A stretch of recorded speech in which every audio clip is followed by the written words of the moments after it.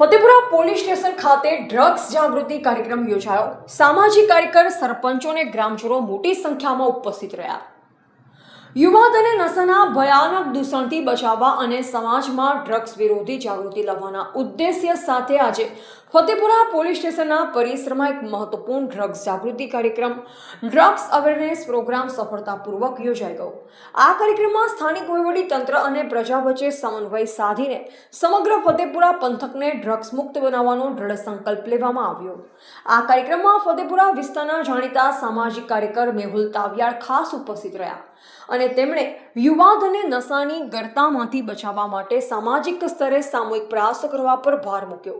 તેમની સાથે આસપાસના વિવિધ ગામડાઓના સરપંચો, સ્થાનિક વેપારી મંડળના સભ્યો, સામાજિક સંગઠનોના અગ્રણીઓ તેમજ મોટી સંખ્યામાં ઉત્સાહી યુવાનો અને ગ્રામજનો ઉપસ્થિત રહ્યા।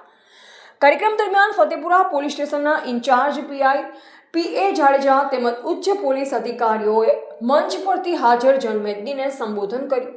તેમણે ડ્રગ્સના સેવનથી થતા શારીરિક, આર્થિક અને પારિવારિક નુકસાન તેમજ તેના કાયદાકીય પાસાઓ વિશે વિગતવાર માર્ગદર્શન પૂરું પાડ્યું હતું।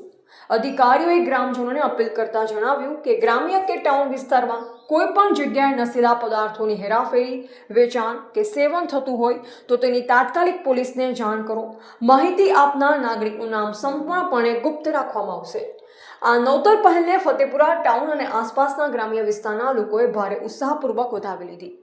પોલીસ સ્ટેશનના શેડ નીચે રાખવામાં આવેલી બેઠક વ્યવસ્થામાં ગામના આગેવાનો, વડીલો અને યુવાનો શિસ્તબદ્ધ રીતે અને સોશિયલ ડિસ્ટન્સિંગ સાથે હાજર રહ્યા અને પોલીસના સહાયનીય પગલાંને બિરદાવ્યું।